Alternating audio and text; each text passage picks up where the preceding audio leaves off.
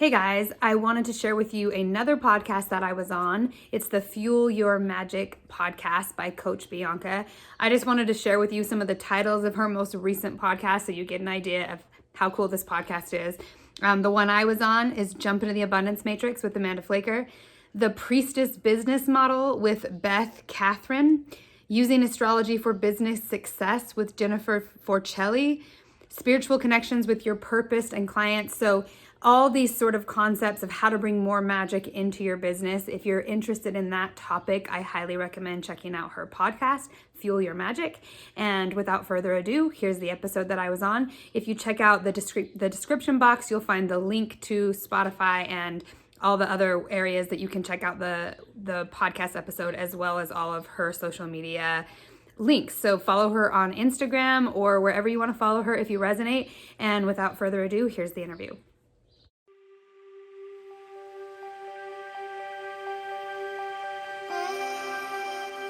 Are you an empath trying to launch or grow a business but are finding it difficult to navigate through the process?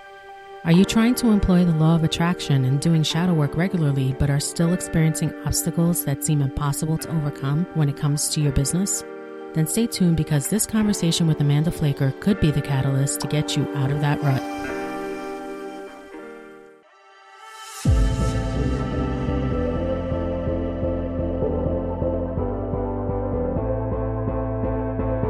Welcome to Launching Light, the podcast for lightworkers and spiritual entrepreneurs to get tips and inspiration to launch their light in the world via their sacred business. I'm your host, Coach Bianca from FuelYourMagic.com. Are you seeking ways to raise your vibe to rise in your business? If so, keep on listening. Welcome to episode 15 of the podcast, where I chat with Amanda Flaker. Amanda describes herself as a YouTuber, content creator, and coach for empath entrepreneurs. But I feel, and you'll most likely soon realize from this interview too, that she is so much more. She is definitely tuned into divine wisdom, channels it, and expresses it in language that is so relatable and easy to understand. During our conversation, just a few topics we touch on are the unique obstacles of running a business as an empath, the lack matrix versus the abundance matrix, shadow work and shadow contracts, and so much more. Enjoy the episode. Hi, Amanda. Welcome and thank you for joining me today. How are you? Thanks for having me. I'm great. How are you doing? I'm doing really, really well. I'm really excited to dive into this discussion about empath entrepreneurs. I feel it's so important now more than ever to get empath entrepreneurs activated and serving where and how they came to serve. So I've been following you for quite a while, and I feel like your work is so crucial for this. That's why I invited you here. So I feel like your focus and your guidance is really connected to the flow and the direction that humanity is heading towards. And it doesn't feed into what is being dismantled currently. I know you get what I'm talking about. Yeah. And I'm so thrilled that you're here and that you accepted my invite to be a guest. And I have a ton of questions. So I'm hoping that I can get through them all and not have a ridiculously long podcast, but let's try. All right. So are you ready to get started? Yeah, let's do it. Okay, cool. So I provide a brief pre-recorded guest intro for every podcast, but I do love to start off with asking each guest to introduce themselves. So can you describe a little bit about yourself and your business? Sure. Yeah, I would say primarily I'm a content creator and a mentor. I've been on YouTube for, I think, about 7 years now in terms of actually consistently producing content. And I really just started out sharing things that I was curious about, curious to see if anyone else resonated with, honestly. I didn't really start out with a plan to do a business around this. I didn't really know what I was doing. I just wanted to start the conversation, and it turned into something so much more and so much bigger than I expected. But after putting content out for a while, I started having people ask me if I could work with them personally. And so I started doing that. And then I realized it seemed like where my passion was and where I felt really excited is working with other entrepreneurs, and especially ones who were kind of where I was when I first started. And that it created a whole different conversation around what it means to create a business when you're empathic, when you're sensitive, when you're not the typical kind of type A 9 to 5 personality, when you don't really resonate with the way business has been done typically historically in the lack matrix. And so I just started really experimenting and doing things my own way, and it evolved into something, like I said, so much bigger than I expected. But I now primarily work with and speak to, on my YouTube channel, empath entrepreneurs. Was it difficult for you to like take it from just speaking about what you wanted to speak about and connect with people to see if there were people out there like yourself, and transform it into turning into a business? Was it difficult for you? Because I've noticed that so many empaths have a hard time getting started in business. So it's like, you know, so many obstacles come up, and, you know, like, I'm just wondering if you had any obstacles that you had to overcome when you first started to say, oh, I'm going to start coaching now because people are asking for it. Now what? Yeah, of course I did. I think the biggest thing I realized was where I had shadow contracts, where I did things that were out of alignment because I wanted to please people or do the right thing or say yes to everything, or just say yes because I needed money, or it's trying to speak to everyone in the beginning. But I would say the biggest thing was having to overcome that voice, that inner voice that says, who do you think you are? Why do you think you have anything to offer?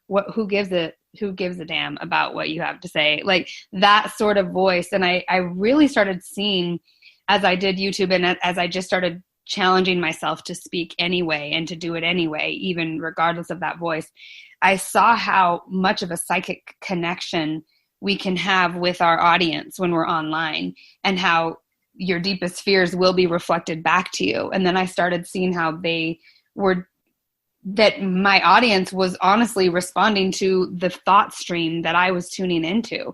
So when I started getting really nuanced in the sense of paying really close attention to what I truly wanted to talk about, who I truly wanted to talk to, what my soul was truly urging to say, and move towards that regardless of that inner voice, it seems like that's when things really started taking off. And I started feeling like I was getting the hang of this psychic conversation that I'm having online. And it also is when I started realizing how much the internet is a reflection of the astrals, and how when I set things up from the inside out, I lined up so much easier than when I tried to set things up from the outside in, like try to get all the outside stuff perfect and then hope that on the back end I would manifest the clients I wanted or the audience that I wanted.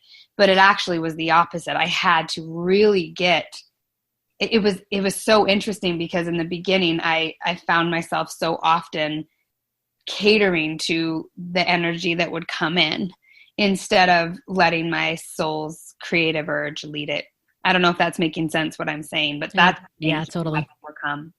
Isn't that the empath's way though? I mean, it's like you always look outside of yourself and serve other people before you look to yourself, right? So exactly. Yep. And they do say that running a business is like one of the best ways to go into self-development, because it'll bring up all of your issues, all of your issues to deal with, you know? So it so does. And it's right in your face. And for right now, because I have a rhythm going with my business and it's the only thing that I do, I don't have any other source of income. When I've noticed that when I'm in alignment and when I'm practicing what I preach, the momentum is so fast and things come out of the blue and life just gets more magical and more magical. And then when I'm off, especially, I've noticed it's the smallest things. It's like attending to the smallest things makes the biggest difference. And when I neglect the small things, all of a sudden everything's off and nothing works. And so it makes sense to me that it would be one of the most powerful tools for self-development, because you literally instantly get reflected back to you where you're at. Right. And would you say that those small things a lot of the time have to do with things that serve you for your highest good, what you need for yourself to be happy and enjoy and feeling good? Yes, it's that what you just said a minute ago about how empaths tend to put other people first or not tune into what they need. And it's if my self-care goes out the window, everything goes out the window. And it's amazing how quickly it's like hitting a brick wall because the momentum's going so quickly in the other direction. So it's almost like I've created a situation where it doesn't work for anyone, me or my clients or my channel or anything that I'm doing, if I don't actually put myself first. And not even just put myself first, it goes beyond that, but actually care about what I want, actually fuel my true desires. That's where the rhythm and all the power is when I'm tuning into my true, like I said, creative urge. Right. It's sort of like that saying that, you know, it's become so cliche, like, you know, you gotta drink from, you know, a full cup or whatever, like, or put the mask on yourself first before you help others, or, you know, and, you know, if you don't include yourself in the equation of, you know, helping others, if you're not included, then it's not complete. I mean, I think that's a Rumi quote or something. So it's like, it's become so cliche, and it's like, yeah, I know, but knowing and actually embodying that are two different things. And I feel that that's where your teachings about the lack matrix and the abundance matrix are so important, because we can talk about these things all day long and know them mentally, but it's like we're so programmed in lack that subconsciously we just can't, it's very difficult to get out of it because we're so programmed. That's why I feel like understanding the actual programming of what we're in and how to get out of that is so important. So if we can like backtrack just a little bit, because you have your own kind of languaging. I love your languaging, by the way. It's very to the point. Can you just give like a rundown of what your definition of the abundance matrix is, the lack matrix is, the definitions of each, and also what are shadow contracts? Because you mentioned that before as well. Yeah, I would say those three things that you just mentioned have been the crux of everything I've been pulling through and understanding. And I think when I was going through everything that I talked about earlier, which is understanding how to run a business and what actually was useful and what wasn't, and what motivated me to do things that were out of alignment, I realized when I started looking deeper at like, why do I have these habits, or why do I do these things or why do I naturally cater to others, or why do I take a client even when my intuition says no, she's not right, or he or she's not right for you. And in the beginning, I did that a few times where my instinct would just say, that's not a good fit, but I would do it just because I needed money. And then I really started tuning into, what is this survival thing? I need money. And why do we sacrifice when we need money, or when we're in situations where we feel like there's only two choices? Well, it's I either take this client or I don't have money. And I started realizing that every time I would compromise or sacrifice, I was in an either or scenario in my mind. And I started asking myself, is it true that if I don't take this client, I won't have money to pay my bills, for example? And when I really started digging into what was really motivating that, that's when I started realizing it's a core belief in lack. It's a core belief that there's not enough.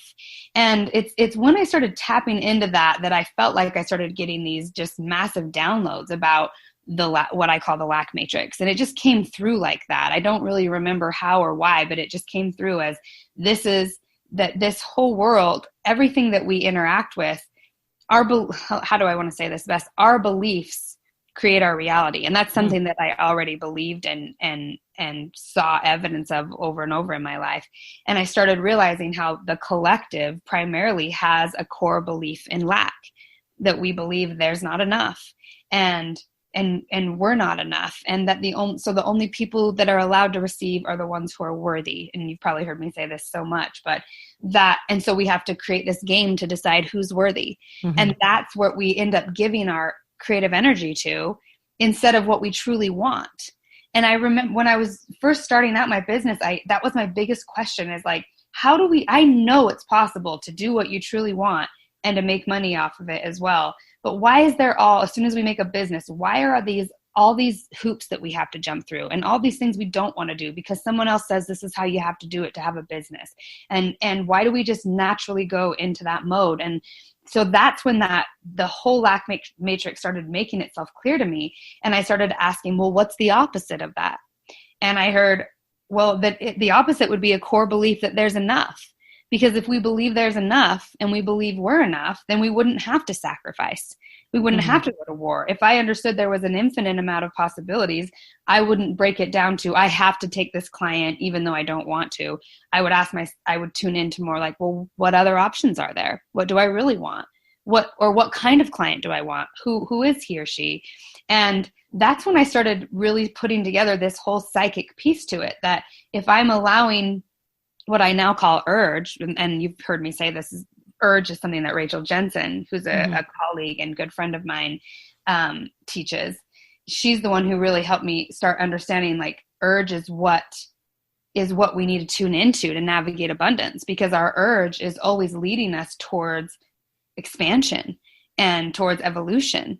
And it's just that our natural life force within us.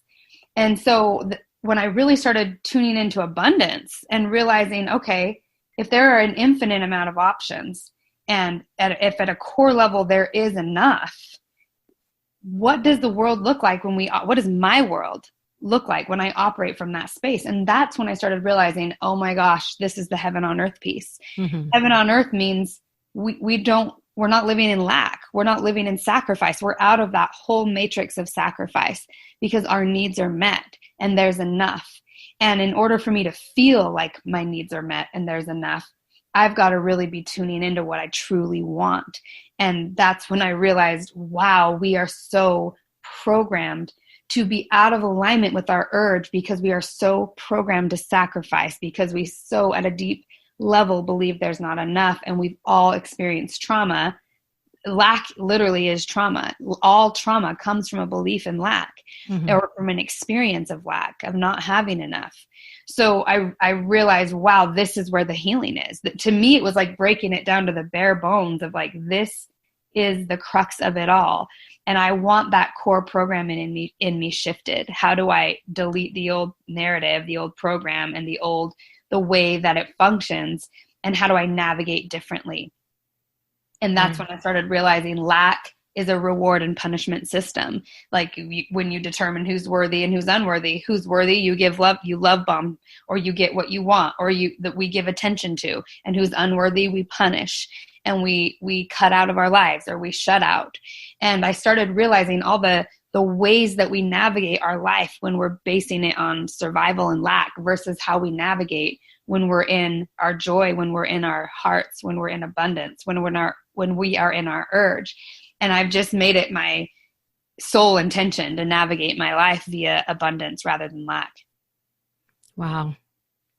That is a huge, huge shift. Yeah, it is massive. And I'm still learning. I mean, deprogramming takes so much time because it's so, like I said, we're born into it. We've been so deeply programmed with it. The collective reflects it back to us over and over. People think you're crazy if you don't believe in the either or scenario. Right. But once I really started now I have red flags. I know if I'm being presented with this idea, it's this or that. You make one decision and it's the choice between two evils. You know instantly you're in lack. Right. That is not true. There is an infinite amount of realities. We're just not thinking creatively enough when we put ourselves in that situation. Right. You had mentioned that we're like deeply programmed and it's a psychological thing, but I also think that it's a biological thing too. It's probably in our DNA from doing this over and over and over again. And I really do want to get into the physical part a little bit later. And I can see like how the lack matrix, how it's like played a role in terms of like empaths having businesses, creating businesses, because like I think back about like how I feel like completely allergic to the idea of routine, like 9 to 5, like being on the hamster wheel and, you know, you have to ask permission to go to the bathroom practically. I'm so allergic to that. And I think most empaths are, but they do it because they feel that they have to, and that's just the way that it is because of the programming. Yep. And also like when I think about marketing, like now you're in business, right? And you're on social media, or you're doing a Facebook ad, or which I can't stand either. I can't stand ads, but you see, I'm very anti-marketing.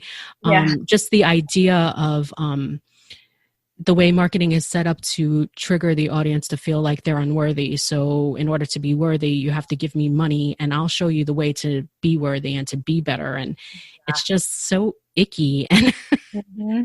I mean, how do empaths get over that? How can they connect to abundance and not be so attached to the lack matrix, and reorient their thinking so that they can overcome that and actually share themselves with the world and what they want to do with people? Because I feel that's like one of the biggest humps and hurdles to get over.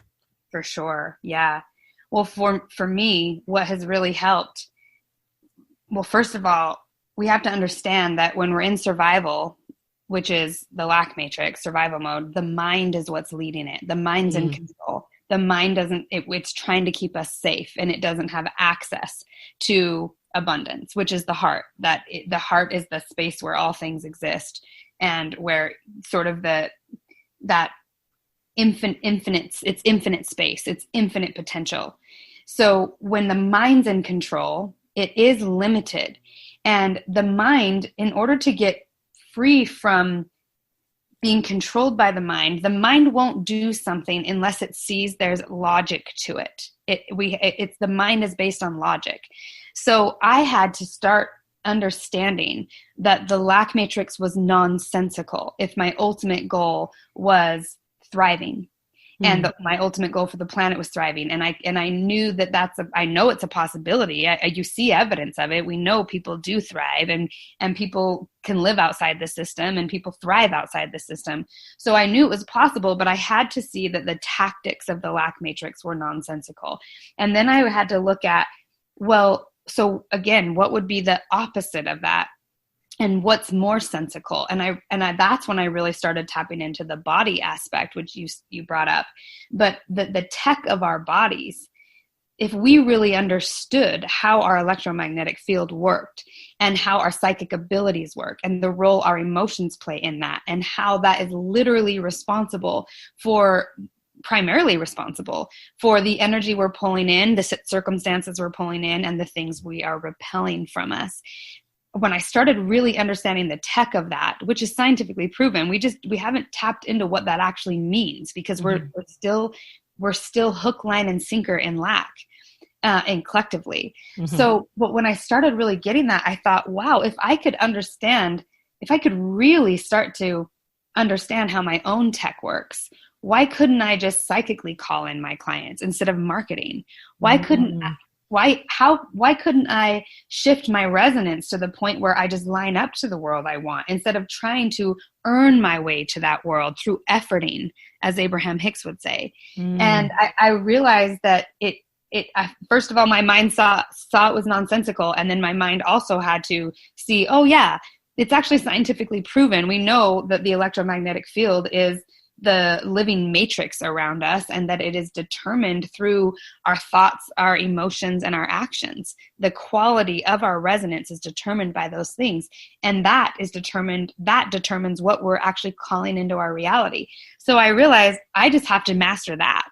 I don't need to master jumping through hoops that someone else puts up to prove, like, to say I'm worthy if I do it this way. Or like you brought up marketing, so much of it is just manipulative, just flat out manipulative, whether we mean to or not.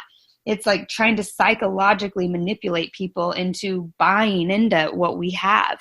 But what I realized is that when we are tuned into our creative urge and we're speaking from that space, it's such a palpable pulse of life.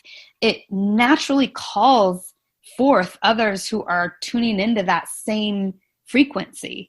And it really truly does become effortless. And that's when I remember when Karis Melina Brown, she's also on YouTube and on Instagram, she and I were hanging out a lot at this part in my journey. And I remember her saying that synchronicity is a technology. And if we learned how to really write it, we wouldn't have to rely on marketing and all that bullshit. Mm-hmm, And mm-hmm. and then I realized, damn, synchronicity truly is, it can be used as a tech. And so it goes again back to, there's still a logic to what I'm doing. So my mind can be at rest with it. The mind wants to know there's a logic to it. It makes sense. And it's going to be beneficial for the ultimate goal.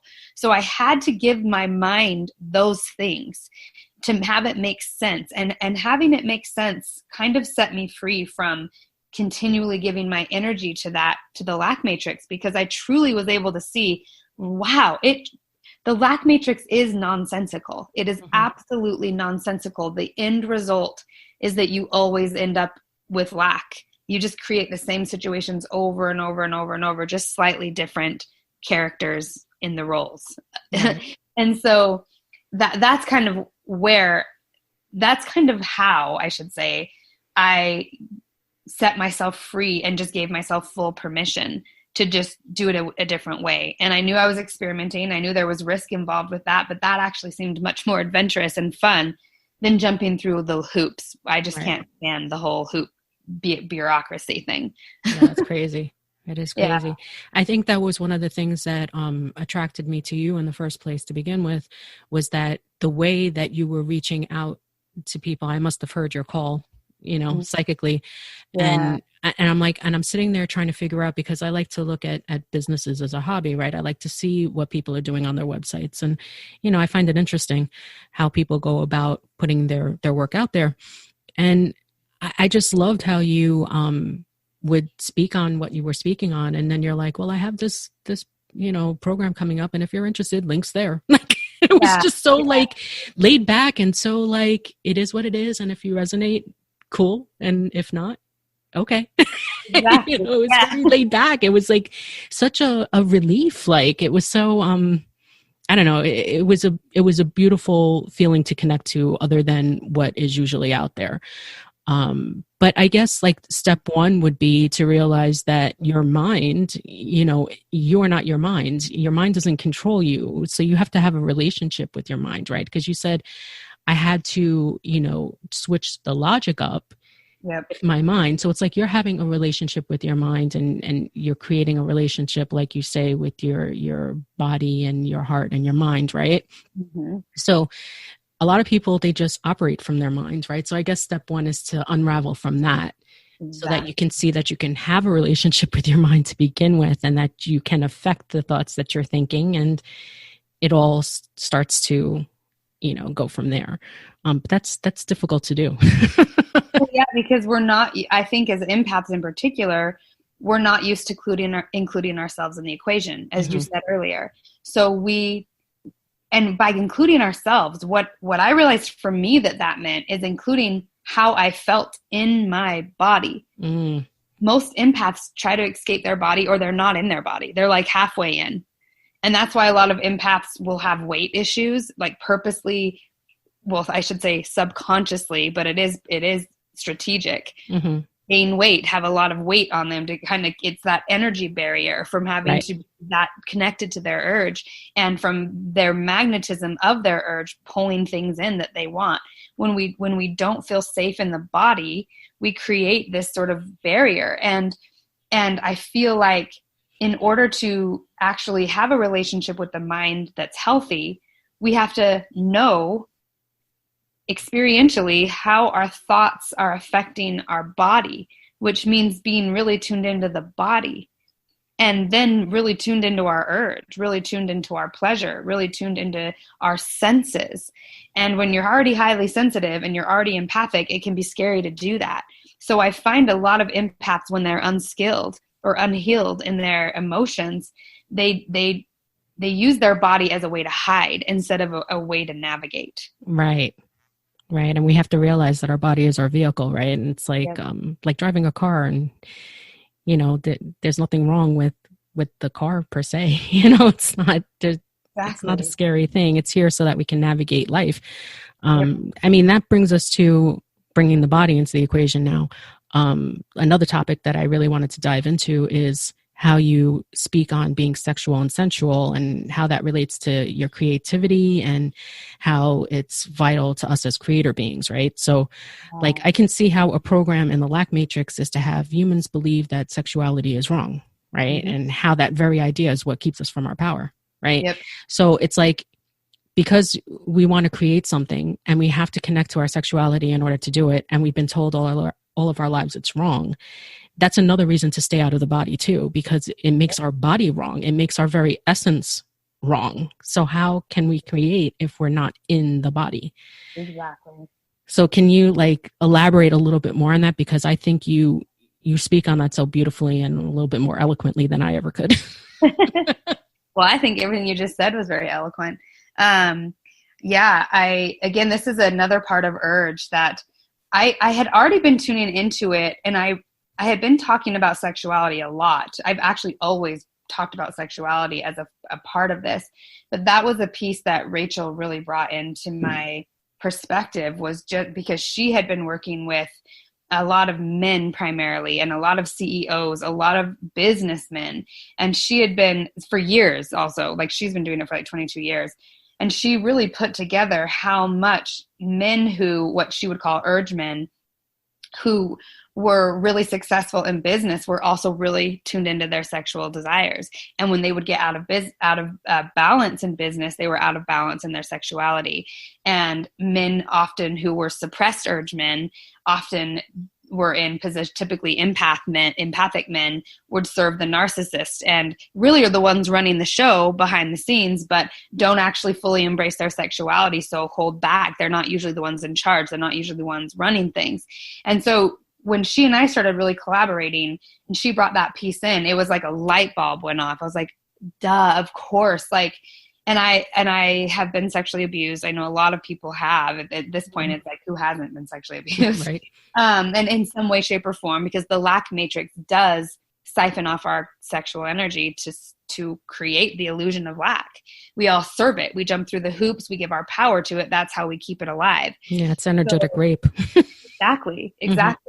And if you want to enslave humans, you do it through their sexuality, because we are sexual beings. That is our creative energy. And then, of course, how convenient to have a program around it that it's wrong or bad, and then yet still be creatures of desire, because that's what we are, and then feeling guilt about it. So it made sense to me that, like, of course there's this weird block between me moving to the next level in my business, because I have this block with my sexuality and fully embracing it and fully allowing it. And we so often think that embracing your sexuality means being promiscuous, and or even that it's necessarily about sex itself. Right. Sex is a part of it, but that's actually not what, when I speak about it, it's not really what I'm referring to, even though that is an extension of it. Really what I'm referring to is our relationship to life and how good that relationship feels. And we all want to thrive. Even when we go into business for ourselves, we're doing it because we want to feel better. We want to thrive. We don't want to be under someone's thumb. But if we can't let our urge lead it, and this is what I realized in the beginning, I was just setting up the same BS. I was even, my schedule and everything was like, I was mimicking what I had done in the 9-to-5 world, and it didn't work. I was miserable and I wasn't disciplined in it. And I was like, what's wrong? Why can't I get this? And I realized it's because my urge doesn't want routine. It just doesn't. It wants consistency. It doesn't want routine though. It wants something new. It wants to feel alive. It wants to feel like each day I can tune in and say, what do I want to do today? What do I want to tune into? And I started realizing, well, I'm the one making my schedule. I'm the one setting up appointments. I'm the one saying when I'm available and when I'm not. Why can't I navigate my schedule around my urge instead of trying to fit my urge into my schedule? That's very important. That's a very important piece, because you mentioned that most people want to go into business because they want freedom, or they want to not be under someone's thumb, or they want to feel more creative and they want to be more connected to life, which really is what we want deep down. But I think it's like the first thing we always go towards, and it's always over and over again, people say this, I want to help someone else. So it's like, because we're empaths, it's like we don't even want to admit that we want to have joy and freedom and have joyful experiences in life. It's like, well, I want to do this because I came here to help other people. Yep. Because I want to be worthy. That's Right. connected to having to be worthy of it. Mm-hmm. And so to do that, I just want to help people. You nailed it. So many of my clients say that when I will ask them, well, what do you really want to do? Or what do you feel urged for? Well, I want to help people. And I believe that they do. And I believe that we do, because we can feel and we know we've had our own experience of what it's like to be alone, what it's like to not be witnessed, what it's like to not have anyone feel our reality and therefore feel so isolated. So I believe that is a true part of the urge, but you nailed it when you said we're afraid to admit I just want to feel good. I want to have the best life ever. I want my whole life to feel like it's one big orgasm, one big amazing like experience. And I want to be more present, and I want to be more alive, and I want a lot of money or a lot of abundance, whatever that equates. I want to feel free inside. I want to feel like I can wake up every morning and do whatever the hell I want, you know, and let my urge lead me. And even when you start really tapping into that, you can feel the resistance around it in the collective. Like, well, nobody gets to do that. Exactly. Well, must be nice for you to want to do that when these people are suffering over here. And yet we don't realize that it's our creative urge that's going to heal the world. The reason why we keep mimicking the lack matrix and therefore war and therefore trauma is because we are afraid to embrace our urge. If every human embraced their urge and cared about how they felt and made it a priority, we could heal the world overnight. Exactly. It's sort of like, of course, like we want to help other people because deep down inside, we know that we're all connected, right? Helping someone else is really helping ourselves. But if we put that in the first position and then we totally negate or leave ourselves out, I feel like the driving where it should be driven from is from the inside. So it's like you take care of yourself first and your needs first and admit them and come from that place. Then you're more open to helping other people from a place of abundance, not lack. Did I get that right? Yes. And this ties right in. You brought up shadow contracts earlier. This ties into shadow contracts because when we don't include ourselves in the equation and we're letting this idea that we have to be good and therefore if I help enough people or if I'm good enough, then I will deserve abundance. Then what we serve, it creates a shadow contract because we create these dynamics with people where it's not transparent. It's like I'm helping you and I'm saying that it's for this reason, but actually I'm doing it because I hope in the end I get my needs met that I'm actually not even willing to state or admit to. Yeah, because it's not safe to admit that because that would be wrong of you. Yep, exactly. And so we end up serving others, not even just serving, but being enslaved to them because now it's like, well, I have to be worthy in order to be good. So I have to use my creative energy to try to make sure I'm good enough for other people, that I serve them well enough, that I'm there enough for them, and this is where you can see in businesses getting in deep shadow contracts with their customers. The whole idea that the customer is always right. It's such bullshit. It's such a terrible lack matrix bullshit thing. And that's why we have these, now it's like created this conglomerate of businesses can't do anything because of lawsuits. And so it's like, I mean, that's just a whole other path to go down. But my point is that it feeds on itself. It feeds on itself. And it doesn't leave room for people to be accountable to their own urge. Right. To be authentic. We're co-creating an experience together. And if I put myself in the position like a business can, that I'm just here to meet all your needs, every need you have, like Amazon, for example. I mean, and I love Amazon, but the point is that it's like we end up serving, this is what creates that genie in a bottle sort of energy. Rub my lamp and I'll give you whatever you want. It's like I have power, but I don't ultimately have any power to set myself free because my power is used to serve you because I have to in order to be worthy. Yeah, I'll be anything that you want me to be. Exactly. And we bring that to the bedroom too. Yeah, we absolutely do. And then we wonder why we don't feel seen, or no one can meet our needs. Because we become, this is why I have the Gen Magic class, because we become experts at meeting people's needs, at figuring out what they need, figuring it out before they even figure it out. Again, businesses study human psychology to the point, figure out the things they need that they don't even need, give it all to them on a silver platter so they can just have a buffet of what they want. Do you see what I mean about it disempowering people, but then we're also enslaved to them. So it's that's why the back and forth worthiness thing. Then the customer can be like, well, you're not worthy because this and this wasn't perfect. So now my job as a business owner is to make it more and more and more perfect. And again, serve you more and more and more and more, whether or not that's actually in alignment with what I truly want, or what truly is driving it for me. And then you see cancel culture happening, and it's a perfect example of why the whole enslaving yourself as a genie to your audience is pretty nonsensical in the long run. So would you say that having shadow contracts, I mean, obviously it's a contract that's relational with other people. Would that, trying to unravel that and trying to get out of shadow contracts, would that be the same to you as doing shadow work? Yeah. I sort of see it to be very similar, because even if it's things that you come to believe about yourself, like when you were a child, let's say, what you made something mean about you in a circumstance, creates a shadow, right? And you live with that for a long time until you heal it. It basically is a form of a contract where you had a relation with somebody and it's very subconsciously agreed to by you, by what you placed upon yourself. So it's sort of the same thing, isn't it? Absolutely. And it plays into the reward punishment system, because if we have some sort of belief that, let's say we had an experience when we were younger that we internalized a belief that we're not enough, right? We have to earn it or whatever. Then we believe, okay, in order to get love, I have to make other people happy, or I have to meet other people's needs, or I have to do this, and then I'll be worthy.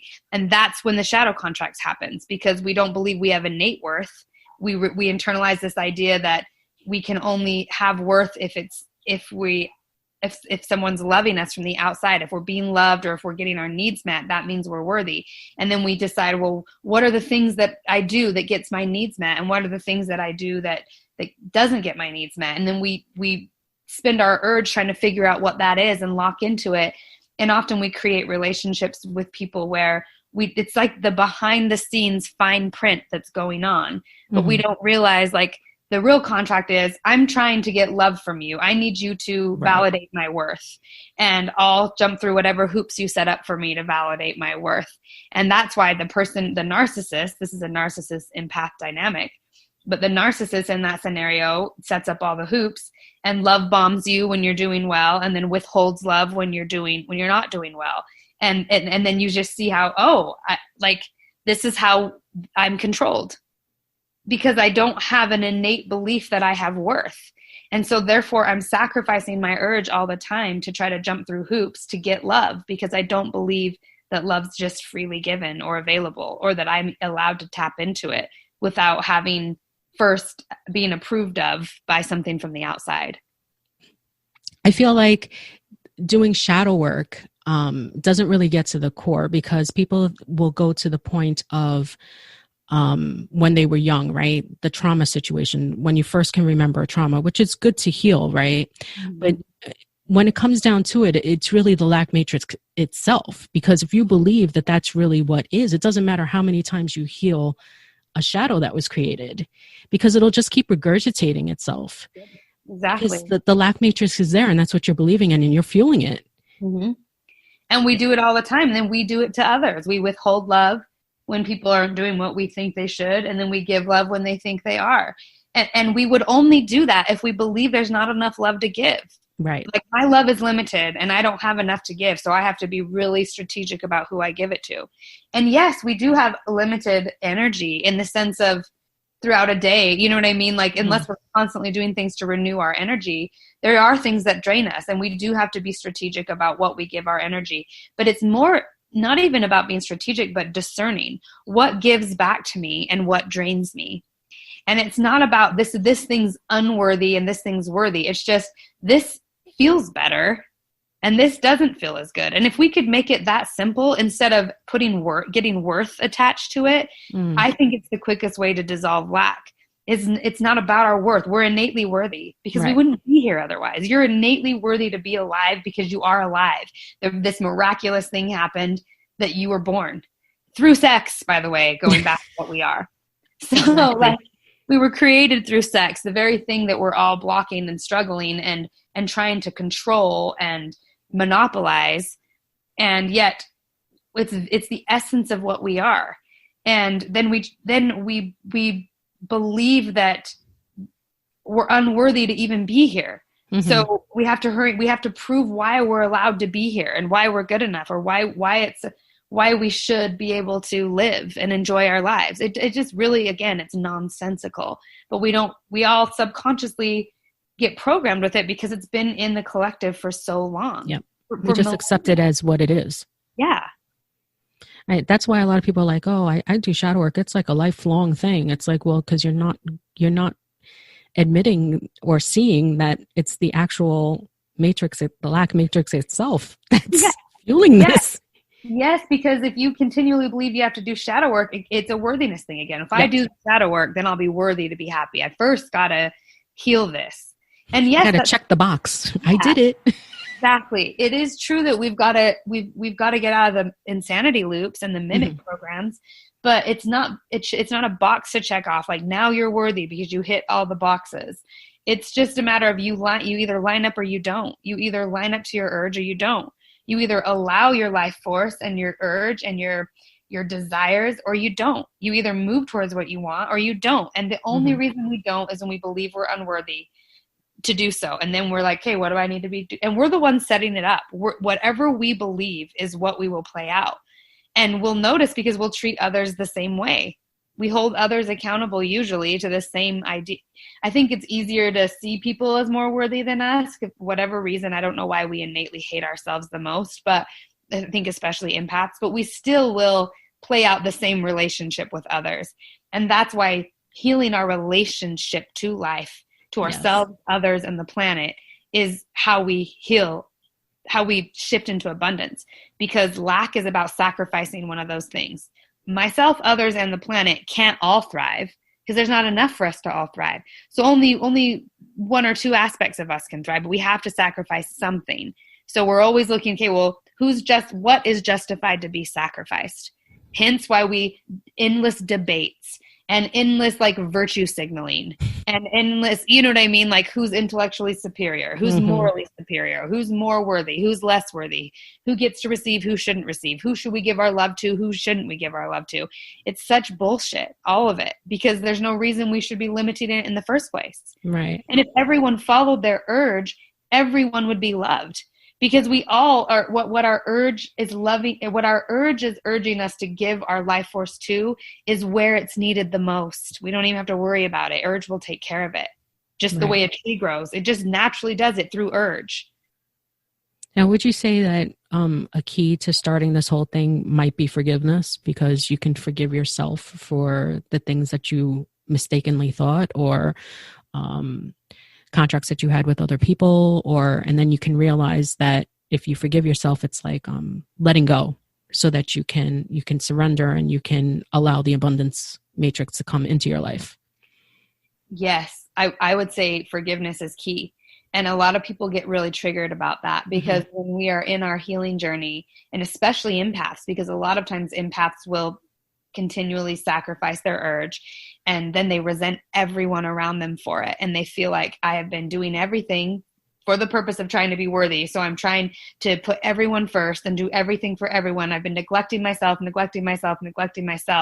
And now I'm at the point where it's like, I have to follow me. And a lot of times empaths won't allow that until they have to make everyone else wrong first, because then they have permission. If they're the bad ones and not me, then I have permission to follow my urge. And it's just natural to do that. I'm not even saying it's wrong. Right. But a lot of times we don't ever really get to forgiveness, because in that, and when I say forgiveness, I mean forgiveness of ourselves too, because we're not willing to actually take full responsibility of, I'm the one who created this. Right. Instead of like, oh, it's everyone else's fault that I served them and that I gave my energy to them and that I neglected what I truly wanted and sacrificed what I really wanted for them. Well, they didn't ask you to do that most of the time. And even if they did, you still had a choice. And if you're the thing that a lot of times empaths don't get is, it's like we want people to just figure out what we need because we're so good at it. We're good. That's why I call us genies. We are so good at meeting people's needs because we can tune in. We have this, we're really privy to the human condition. And we automatically give it. Exactly. So what I find for most empaths in particular is that when they finally are like, I'm done, they've gotten to a point where they feel resentment. And the resentment is usually what will catapult them out of that dynamic. But the next step to that, and we all do it in our own timing, and it's okay, because anger is a part of it, resentment's a part of it, all of it's okay. But we'll never get truly free until we take full responsibility, because all of our power is in that. Otherwise, we still play some version of the lack. Well, now everyone, like now I can subtly, and we forget how psychically connected we are. Now I can psychically, subtly send that kind of energy to others. They're not enough. They're not worthy of my love now. Right. So to me, forgiveness, self-forgiveness, or forgiveness of others is a self-care act. So like, I want to go into the self-care. Is there something that, or things that you do for yourself personally that helps you out to like get over these types of hurdles, being an empath yourself? Yes. For me, number one, and it's going to sound so simple, but number one is I've got to be in nature all the time, like as much as humanly possible. And it's because I've realized as an empath, my emotional body is so sensitive, and I so naturally plug into things and people and the grid in ways I don't even realize I'm doing. It happens so automatically. And again, I just going back to how psychically connected we are, and how much we influence each other psychically, and how much we're picking up psychically from others, and how much there is truly a war going on psychically right now. Nature transmutes that. Nature transmutes negative energy. And for me, when I go out in nature and I allow my empathic abilities to tune into nature, so I'm empathing nature itself. For me, I need to be by running water, like rivers. Mm-hmm. Rivers for me are just like the most soothing thing. And I think it has something to do with continually cleansing energy, moving energy through the emotional body and the energetic body. And that's where empaths get stuck. They don't transmute the energy all the way through. We feel it and we hold on to it, and we try to understand it or wrestle it to the ground or make it smaller or manipulate it into something else, or we try to make it wrong or right, or figure out if it's right or wrong, or whose energy is it? Is it mine or is it? It doesn't really matter. It just move it through. Right. Move it through. We don't have to hold on to it. We don't have to figure it out. We don't have to do anything but feel it, and to feel it as deeply as we can all the way through, so it then moves out. And I know that for years and years and years, my emotional body was just plugged up, which is why I also gained weight a lot. I held on to weight because I didn't process or transmute the emotions all the way through my body. So number one, being in nature, and number two is like being primal in nature, which is also a piece of urge that Rachel gave me, is being primal, getting primal. It's key. Getting primal, and whatever that is for you. But for me, it's hiking in nature. It's being barefoot in nature. It's being naked in nature if I can, if there's no one around. Like it's being in touch with the body. It's a piece of it to fully transmute that emotional energy. We've got to be in touch with our urge. Our urge is what helps transmute it all the way through. It seems nonsensical, even though it's not, but it seems nonsensical that in order to move emotional energy is to get primal, because being primal is physical. Yep. And I think we like to put things into boxes and to say, well, physical is not spiritual, and spiritual is not mental, and mental is not emotional, whereas it's a relationship, all four of them together. And actually everything is spiritual because we're spiritual beings. Yeah. And everything is consciousness. So, and everything's energy at the end of the day, everything, even a mental thought or a physicality or anything you just mentioned, it's all ultimately energy, and energy is meant to move and transform. So we are meant to move and transform, and we get stuck when we aren't willing to move and transform. Beautiful. That's difficult to do, but a very important thing. And I think that's the number one thing in self-care. First of all, honoring what it is that you need. Yeah. And loving yourself enough to give it to yourself. Exactly. And forgiving yourself first and foremost for the past, because the past is gone. Be in the present and get physical and get primal. Be in nature. Cool. So is there anything that you're currently working on? Do you have any offerings available right now, or that will be available soon? Well, the main thing that's always available, it's a rotating thing, is my Abundance Matrix Mastermind group. And that's, I think it's $20 a month.